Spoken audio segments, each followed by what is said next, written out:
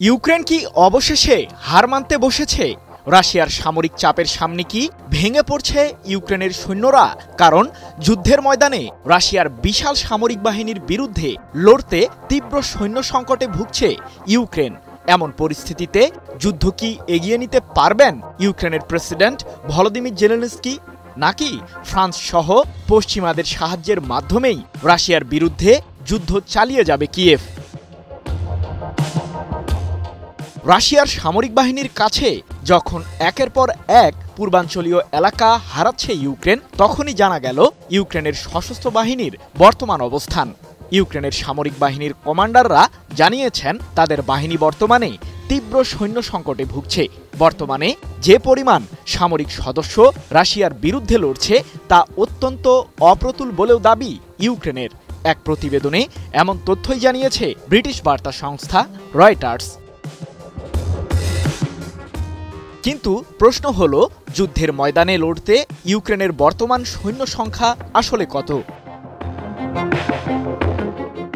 সামরিক বিষয়াদি নিয়ে গবেষণা প্রতিষ্ঠান গ্লোবাল ফায়ার পাওয়ার ইন্ডেক্সের 2025 সালের এক জরিপ বলছে ইউক্রেনের সামরিক বহরে বর্তমানে 9 লাখ সক্রিয় সৈন্য রয়েছে।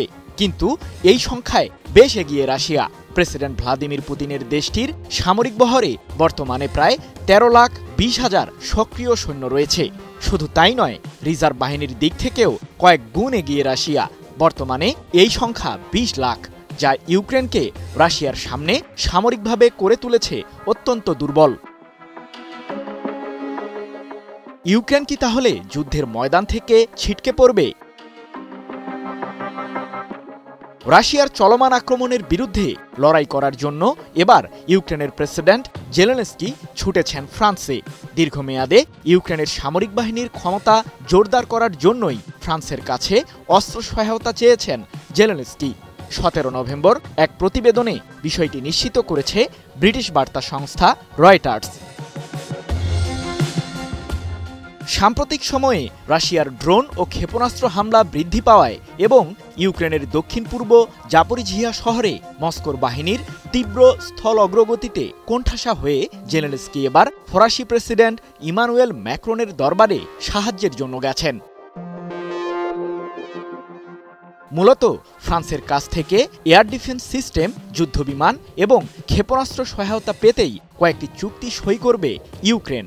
এ প্রসঙ্গে জেলেনস্কি বলেছেন, ফ্রান্সের সাথে একটি ঐতিহাসিক চুক্তি সই করতে যাচ্ছি, যার মাধ্যমে যুদ্ধবিমান, এয়ার ডিফেন্স সিস্টেম এবং অন্যান্য প্রতিরক্ষা সক্ষমতা অর্জন করবে ইউক্রেন। এর আগে গত মাসে ফ্রান্সের প্রেসিডেন্ট ম্যাক্রো জানিয়েছিলেন তার দেশ শীঘ্রই ইউক্রেনকে SAM-T মডেলের এয়ার ডিফেন্স সিস্টেম সরবরাহ করবে। এছাড়াও কিয়েভের বিমান বাহিনীকে শক্তিশালী করতে ইউক্রেনকে মিরাজ সিরিজের বেশ কয়েকটি যুদ্ধবিমানও দেবে ফ্রান্স। সৃজন মাহমুদ, নিউজ 24।